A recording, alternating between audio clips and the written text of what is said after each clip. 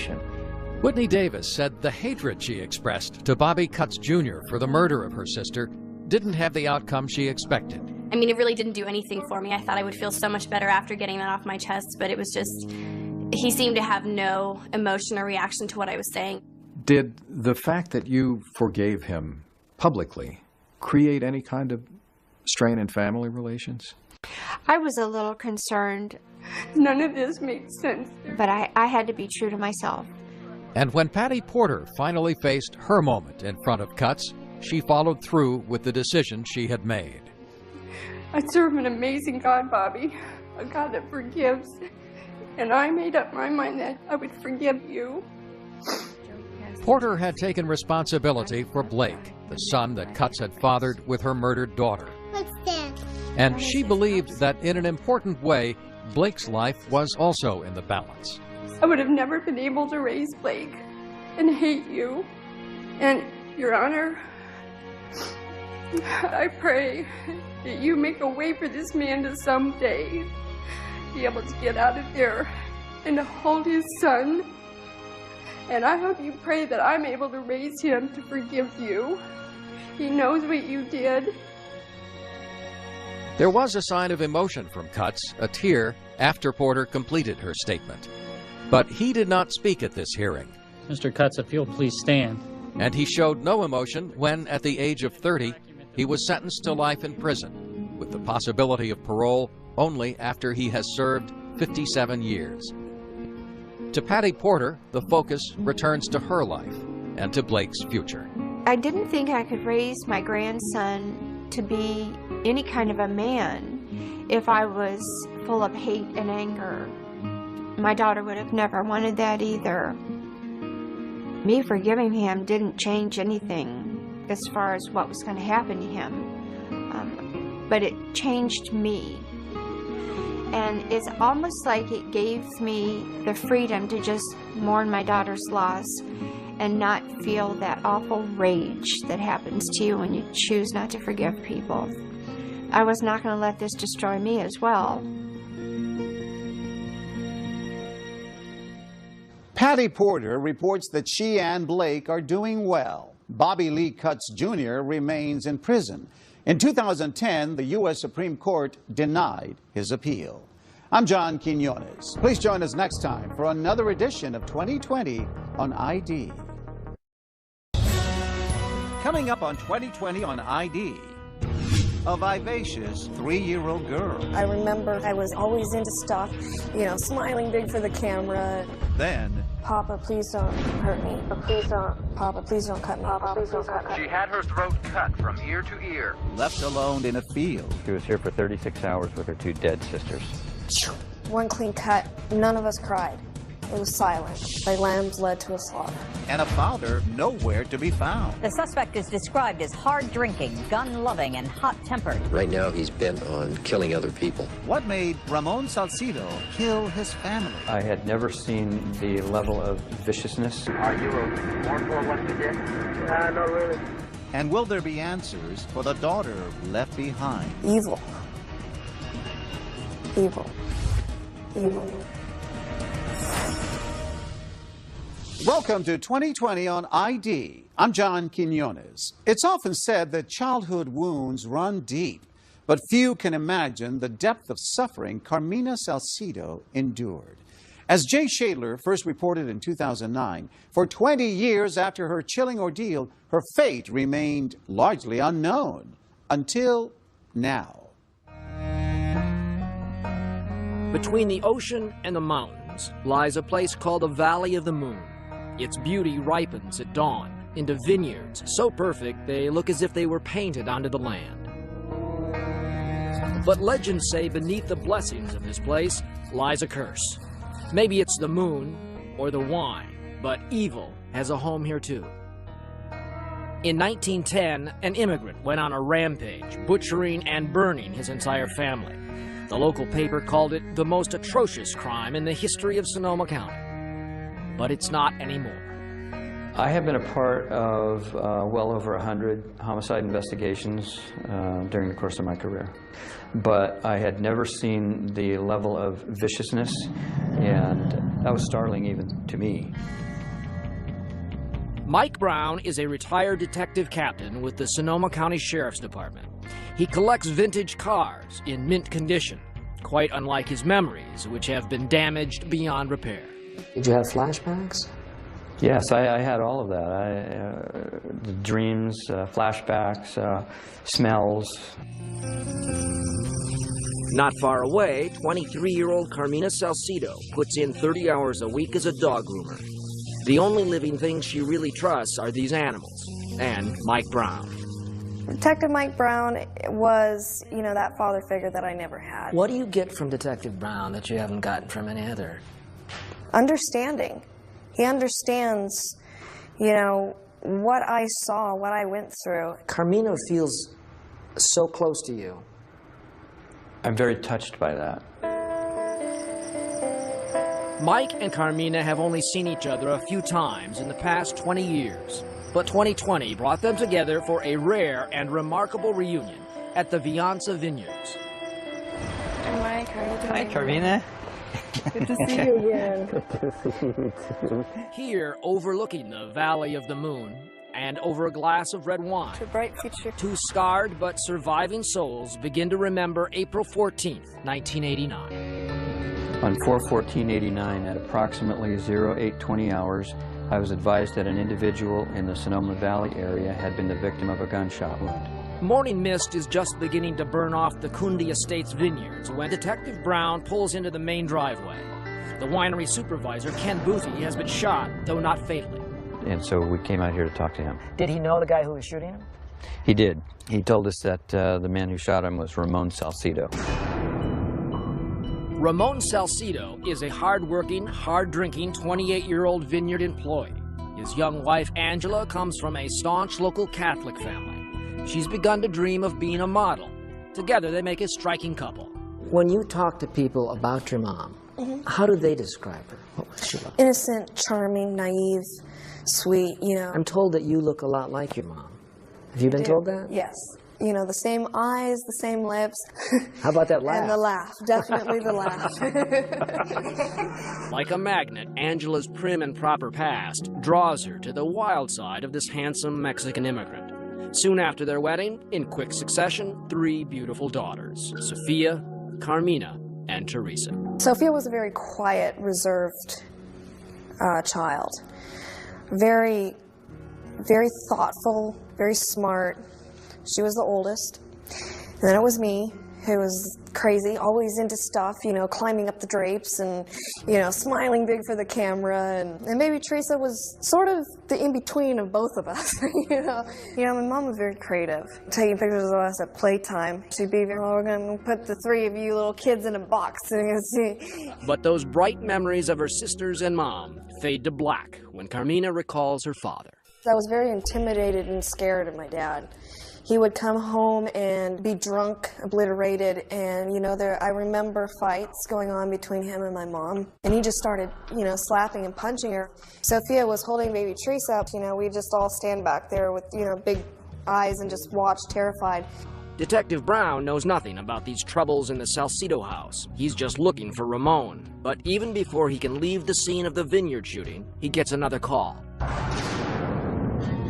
I was advised that a homicide victim had been found at another winery approximately 2 miles away from the scene of the first shooting. Detective Brown isn't the only one who hears about this second shooting. I keep my police scanner in my purse. I was the cop reporter at the time and kept it on. Randy Rossman is a beat reporter for the Santa Rosa Press-Democrat. I remember, because of all the chatter on the scanner, I was nervous. Then I heard they had a 187, which is code for a homicide. Less than 2 miles from the first shooting site, another winery supervisor, Tracy Tuvey, is ambushed, dying of a bullet wound to his head.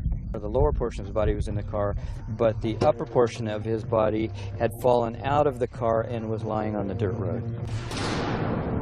So by 9 a.m., Detective Brown has 2 crime scenes, 2 victims, and 1 common thread.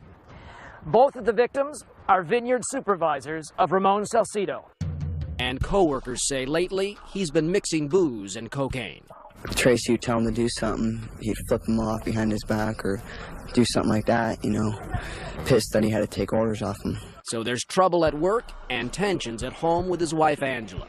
To help bring in money, she's begun modeling classes. That's Angela learning to take a turn on the runway. She photographed beautifully, and she said that they needed the money. But Ramon doesn't like the idea. Jealousy is seeping into his thoughts. He drove back and forth in front of their house several times a day. He thought that his wife was having an affair. As she grew more confident, your father grew more jealous. Yes. What's more, in just the last few days, Angela has learned Ramon has fathered a child with another woman, and he's still legally married to her. A court is ordering him to begin paying $500 a month in child support. So now the tensions between Angela and Ramon need only a spark to explode. And Ramon finds it. His suspicion that 4-year-old Sophia is not his child will turn out to be right. A DNA test will prove it. And Angela may now believe that her only choice is to run as fast as she can toward a new life. She actually had an interview, a photo shoot to do that day, and she said, I won't miss it. I won't miss it. April 14th at 5:30 in the morning, Angela slips out of their tiny house and goes to an ATM, withdrawing the little money she has for a photo shoot this afternoon. She doesn't know it, but this will be her final close-up. Back at the vineyard where Tracy Tuvey has been killed, something odd is happening. For a homicide, where are all the police and detectives? And there was just one detective here, that's all. And I asked him what was going on, and he told me that there'd been a homicide here, but that everybody had just left because there'd been a call of another homicide. 201 Baines Avenue, 8 miles from the first shooting, 6 miles from the second crime scene. It is the home of Ramon and Angela Salcido and their 3 daughters. Detective Brown and his partner think Ramon may still be inside. What do you see?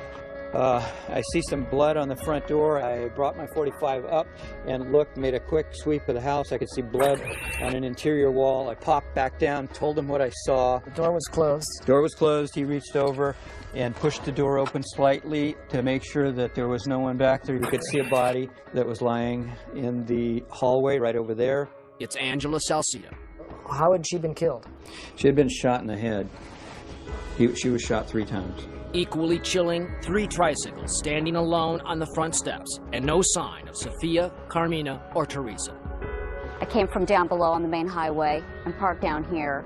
Once again, reporter Randy Rossman arrives, only to find that this story is moving faster than either the cops or the press can comprehend. Something was changing, something was different. The detectives all started kind of meeting and talking, and something new was going on. 20 miles from where the terror began, 3 more bodies. My God, what's going through your mind at this point? Now you've got deaths all over this county. Well, who potentially could be next? Where are the girls? And when will he stop? When we come back, the trail of terror continues. Upon entering the residence, I could see some blood stains on the inside of the front door.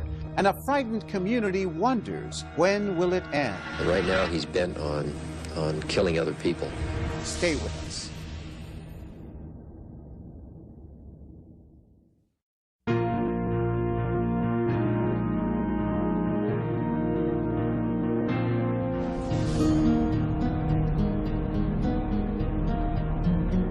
I like to drive through the trees. I like to drive past the vineyards, through the hills.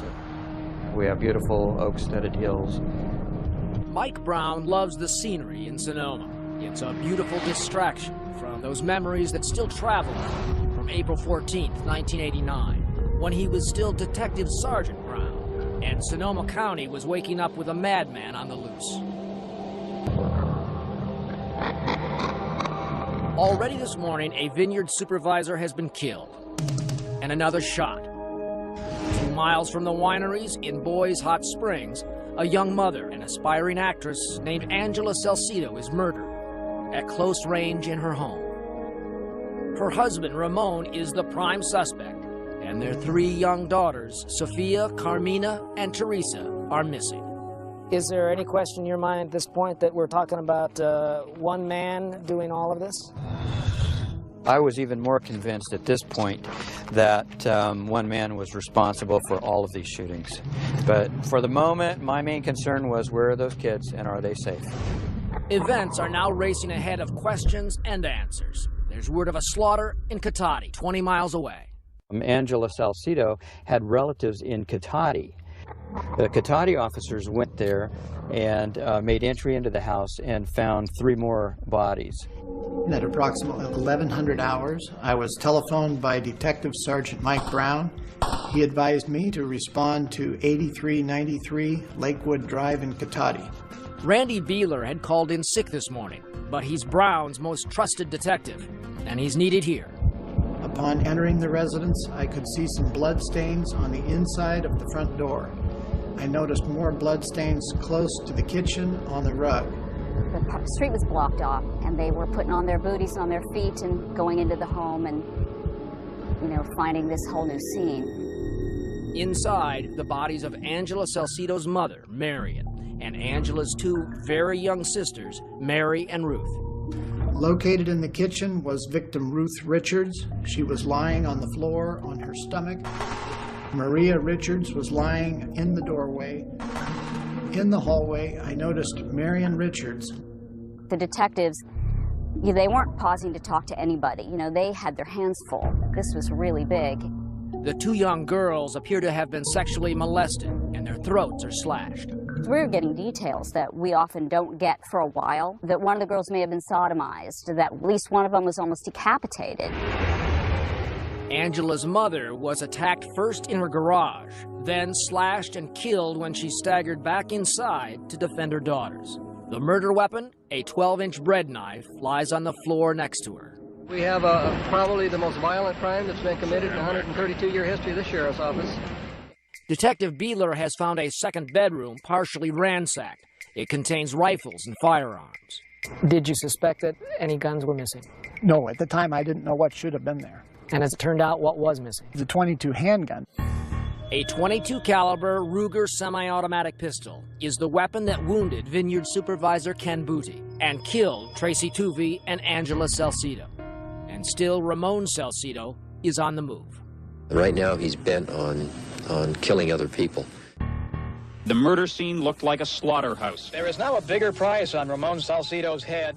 Terror is taking root in Sonoma County. Do you know what happened to your friends? Mm-hmm. What happened? They got my leg. I'm just shaking. Local schools go into lockdown. With Salcido still at large, a lot of parents felt it was safer to keep their kids at home.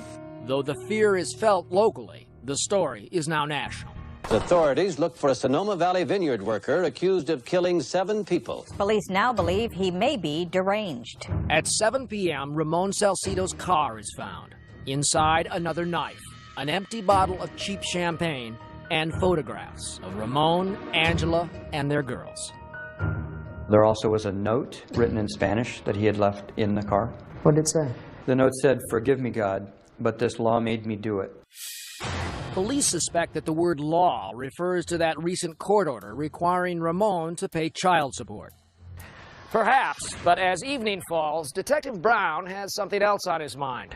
He suddenly remembers something he noticed hours ago at the crime scene over at the Salcido home. The phone was on the kitchen table, it was bloody, and the personal address book was opened to a page that showed 4 different people with the last name Salcido. That included his mother in Los Mochis, Mexico. With his dead wife's body sprawled on the floor, only a few feet from him, Ramon Salcido places a call to his mother in Mexico. She wants him to come home. And as much as Detective Brown wants to catch him before he kills again, his deepest worry is for those 3 still missing girls, Sophia, Carmina, and Teresa. We were very concerned about where those girls might be and what the state of their health was. What were your theories? One thought I had was that maybe he's taking them to Mexico. That was hopeful on my part, because if he was taking them to Mexico, maybe they hadn't been harmed. He'll take that thought to bed with him tonight, in the Valley of the Moon. It's now after midnight and you're finally going to bed. Right. What do you think? I'm worried about those little girls, and I'm wondering where they are, and I asked God to keep his hand on them. Still ahead, the frantic search for the girls. I got a call that the girls had been found and that they're out here at Stagecoach Quarry and Dump. But are they alive? She had her throat cut from ear to ear. Stay with us.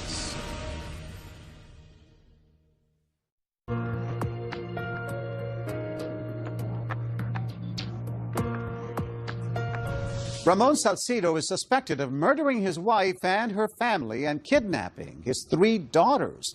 Authorities fear he may harm them as well. Can they find the girls before it's too late?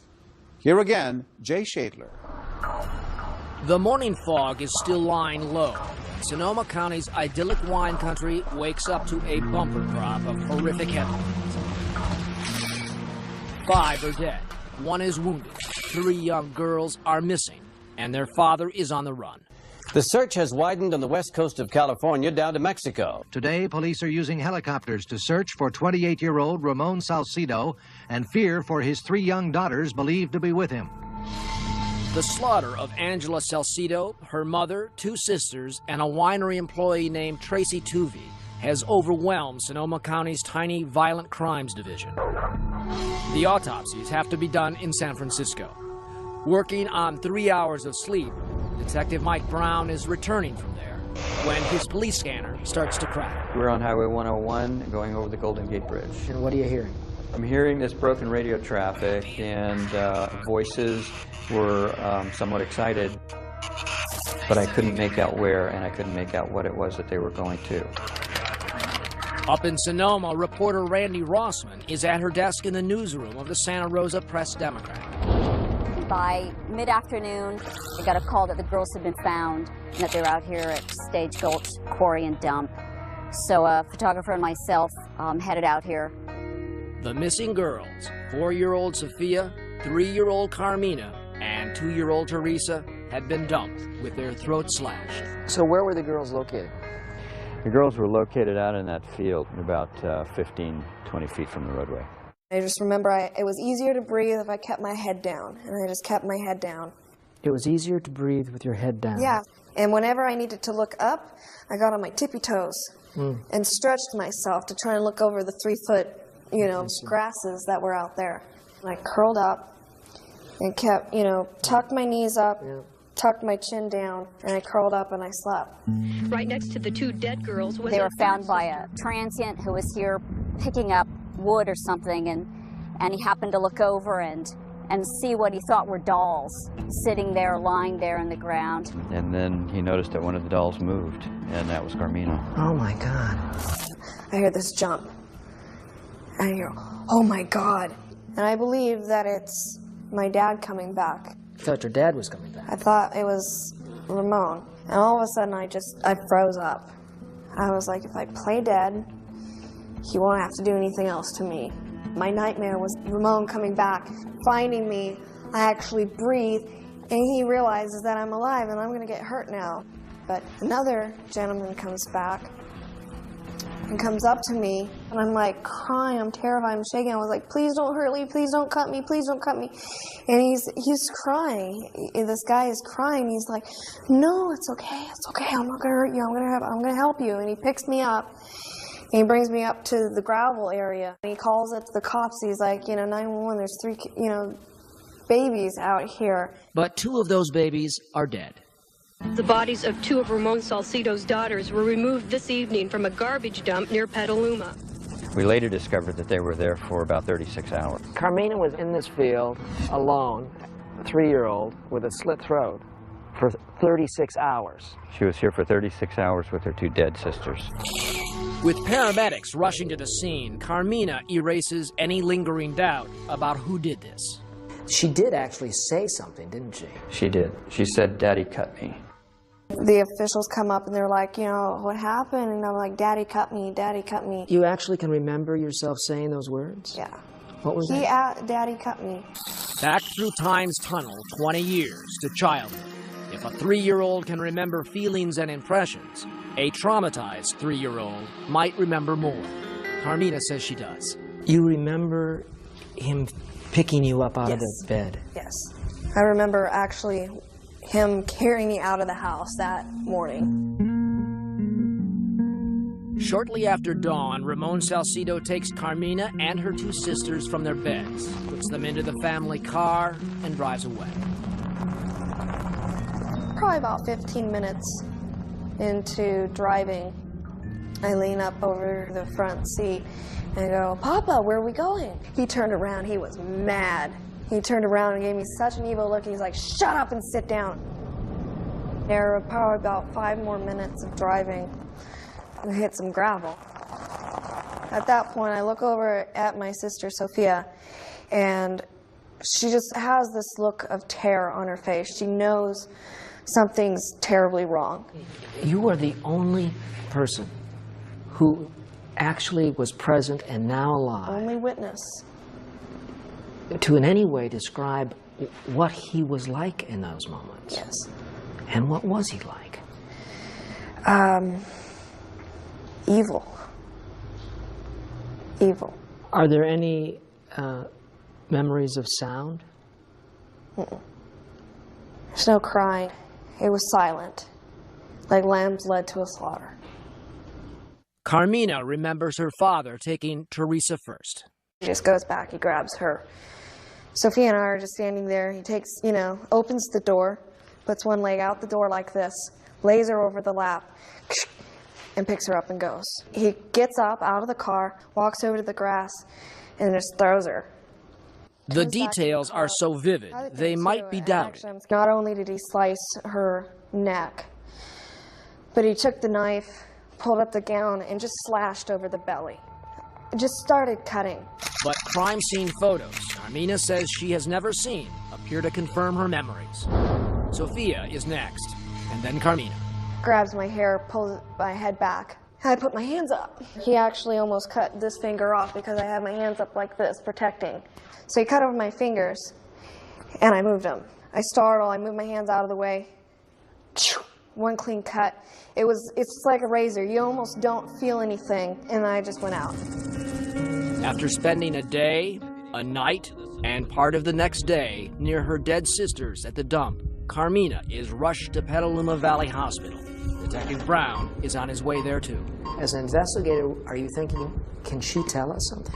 I was hoping at best she would survive, and I had no expectation with her throat cut the way it was that she would be able to assist us with any information whatsoever. All it did to me was focus me even more on catching Ramon Salcido. You wanted this guy. I wanted him bad. Coming up, young Carmina clings to life. 36 hours alone in that dump. What are the odds of her survival in that? Pretty slim. I was so scared. And here she was in our hands, and I wasn't really sure she was going to make it out of the OR. And Ramon is finally caught. Why did you kill your children? Why did you do that? When we return.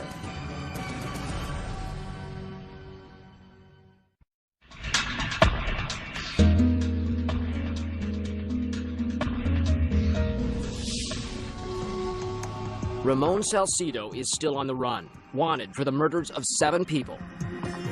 His daughter Carmina, who survived 36 hours in an open field with her throat slashed, rolled into the ER on a hospital gurney, sits up, because if she lies down, she will die.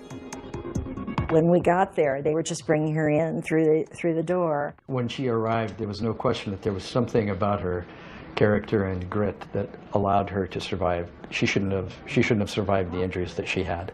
36 hours alone in that dump. What are the odds of her survival in that? Pretty slim.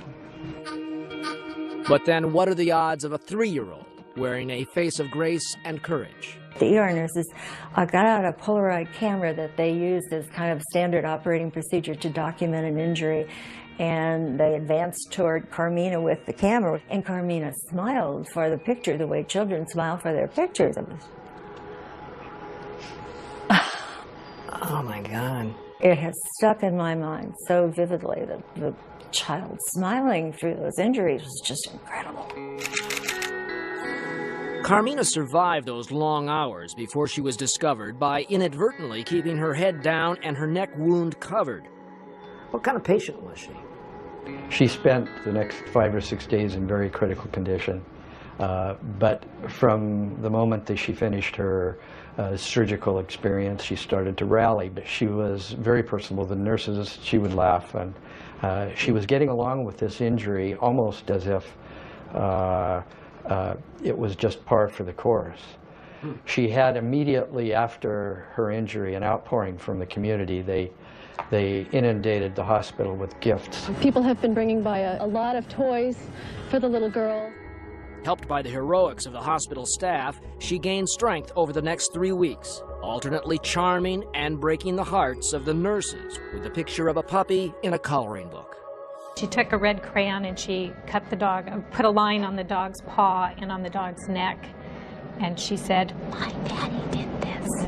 So where is Daddy? He's 800 miles away in Mexico. Ramon Salcido's 5-day reign of terror ends with his capture near his hometown of Las Mochas. The big news in Mexico City newspapers today is... In a rare piece of ABC News footage, Salcido's on board a plane to Mexico City, where he will be handed over to American authorities. What he says is as coldly shocking today as it was then. Are you remorseful of what you did? Not really. After landing, he's paraded by Mexican officials.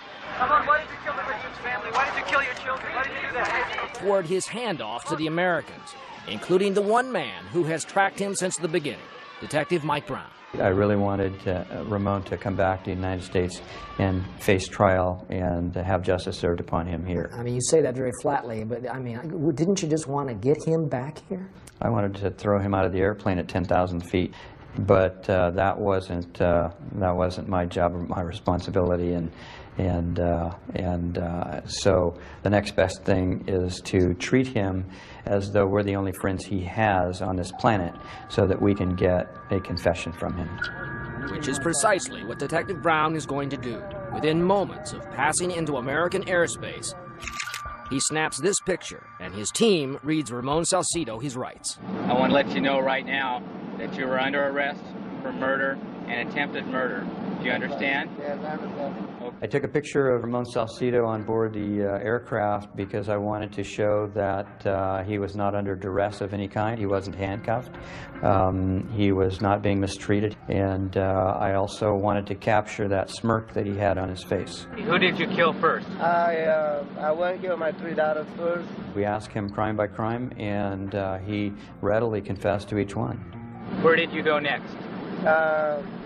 After I killed my 3 daughters, I went to my mother-in-law, and then I went to my home, killed my wife, and then after I killed my wife, I went to my work. What do you think should happen now? I think I'm going to go to the electric chair. You know that you're guilty? Yes, sir. What was the motive for this horrendous set of crimes? Ramon Salcido will tell you that he was high on cocaine and had been drinking champagne all night, and so it was the substance that was in his system that caused him to do that. I refuse to give him that sort of credit. You must search, you must keep searching in your head, don't you, for the reason that this violence was so extreme. I no longer try to come up with a rational explanation for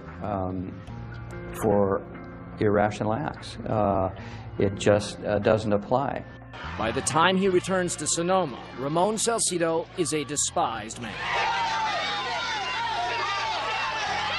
The mob in Santa Rosa awaiting Salcido's return from Mexico. Right now, we can do it right now. The people are here, we have the motivation, and I have a rope. Let's kill him. As much as they want to kill Ramon Salcido, the people of Sonoma County are showering his daughter, Carmina, with love. Perhaps feeling that her survival is now mystically tied to their own, an outpouring of sympathy and well wishes from local residents pour into her hospital room. By the time Carmina left the hospital, there was hardly a person in Sonoma County who did not know her name, who did not wonder what's next for this little survivor without a family. The short version is she vanished. The longer version is best told by Carmina herself. You know, I was being told that I was no better than my dad, that, you know, I had demon blood running in me that I was, I might as well have a cell next to him and live with him. When we come back, Carmina's new life brings back an old darkness. And then, 20 years later, she meets her father. The kind of emotions he had were sickening. Stay with us.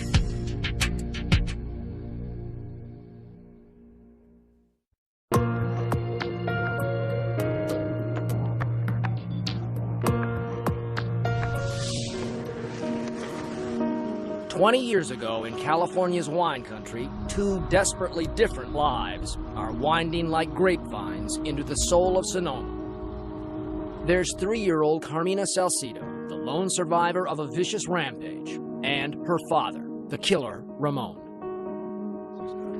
His trial lasts 12 weeks, ending in a guilty verdict and a death sentence. It is the order of this court that you shall suffer the death penalty.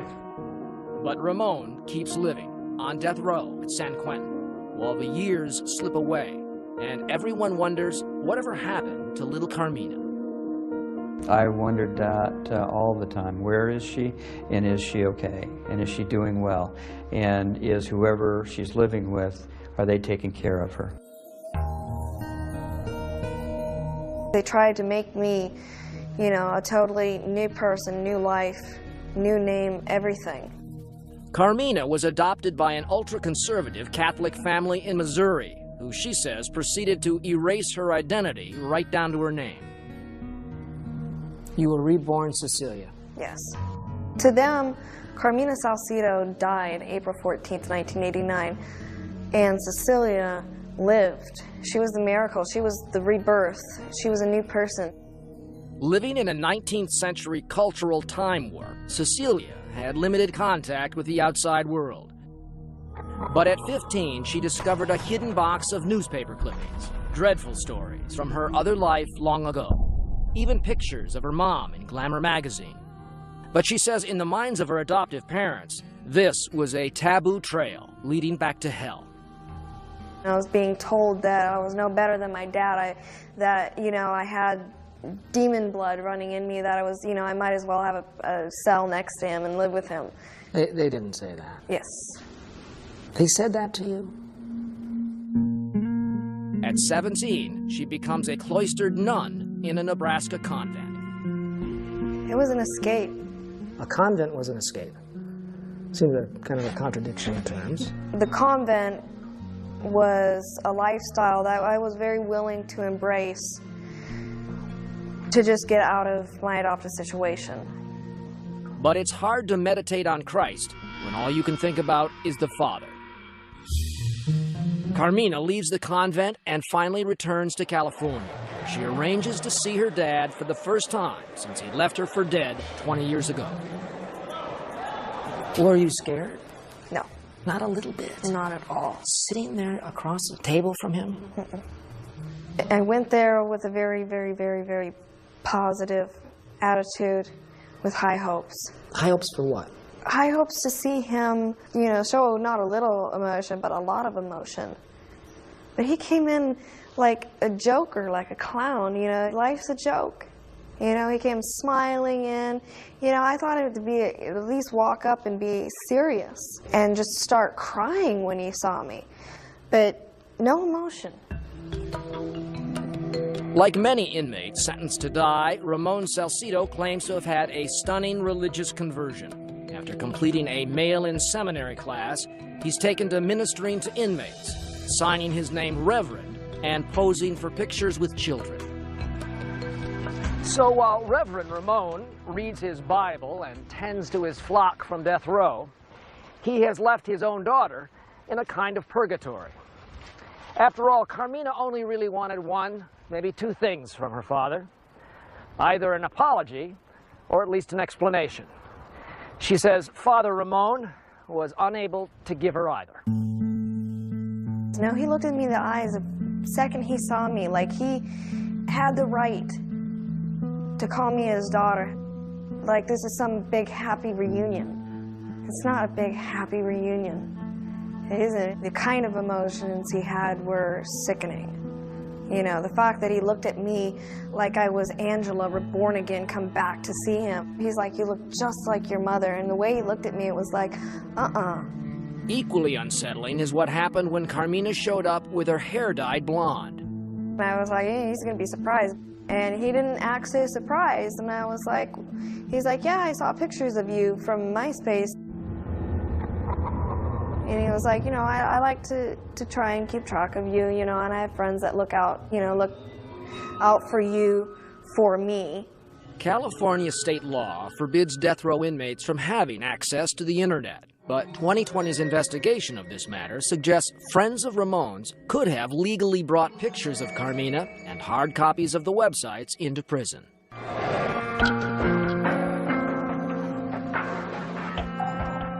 How do you feel about your dad today? I don't ever want to see him again, and I would breathe a great sigh of relief when justice has been dealt. Carmina is not alone in feeling that way.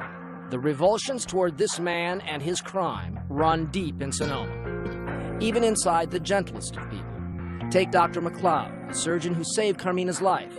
He was a death penalty opponent when he went to testify at Salcido's trial. I had access to the courtroom without going through a metal detector. And I told the DA after my testimony that, you know, I could have shot him. As for Mike Brown, I literally could go back to work and do one more job, and that would be to go to San Quentin prison and execute Ramon Salcido. Yourself? I would be just fine with that.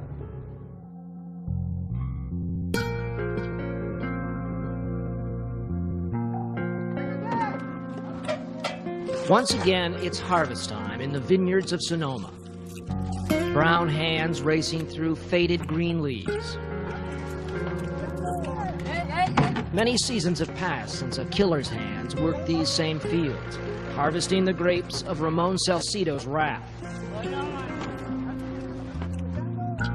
And now Carmina has returned to Sonoma and the cemetery where her family is buried. What emotions are evoked being in this place? I come to this place when I need to talk to my family. I would say most of all I feel peace here. Peace. Because it's the closest I can be to my family in this world is right here. And it's very comforting. The image of Carmina standing on this very same spot 2 decades ago is the jacket cover of the book she's written about her life. Carmina was not lost forever. She's been found again by those good people who helped save her life. It's great to see you. You even emailed each other. I took care of you. Remember your little face? I can still see it. It's the same. Some of the staff at Petaluma Valley Hospital had not seen Carmina since the day she left their care and took a piece of their hearts with her. I said, I want to take her home. That was just before you went home. I'm going to give that to you. Thank you. Good things. You know, I owe my life to somebody here and their wonderful work. So. It's a privilege. Do you have any soreness or tightness in there? A little bit. Carmina will tell you she rarely even thinks about those physical scars she still carries. It's the deeper wounds, beyond medicine, that cannot be healed. What do you feel like you missed from your mother? Having somebody to talk to, having somebody to ask questions about life and growing up and all of that sort of stuff. I do have those moments where I cry and I wish I had my sister Sophia, to talk to and be like, well, what did you do when this happened? Yeah. Or, Mom, what did you do when life came at you like this? Who did you talk to? I've had to always be sort of a solitary soldier and just keep marching on. I know my mom's really proud of me. I really believe that in my heart.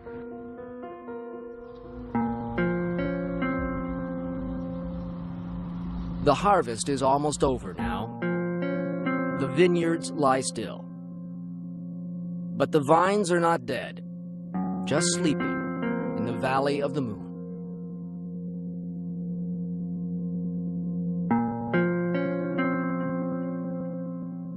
Carmina later gave birth to a daughter and named her Zofia Angela in honor of her older sister and her mother. She still lives and works in the Sonoma area. All of Ramon Salcido's appeals have been denied, and he remains on death row. I'm John Quinones. Please join us next time for another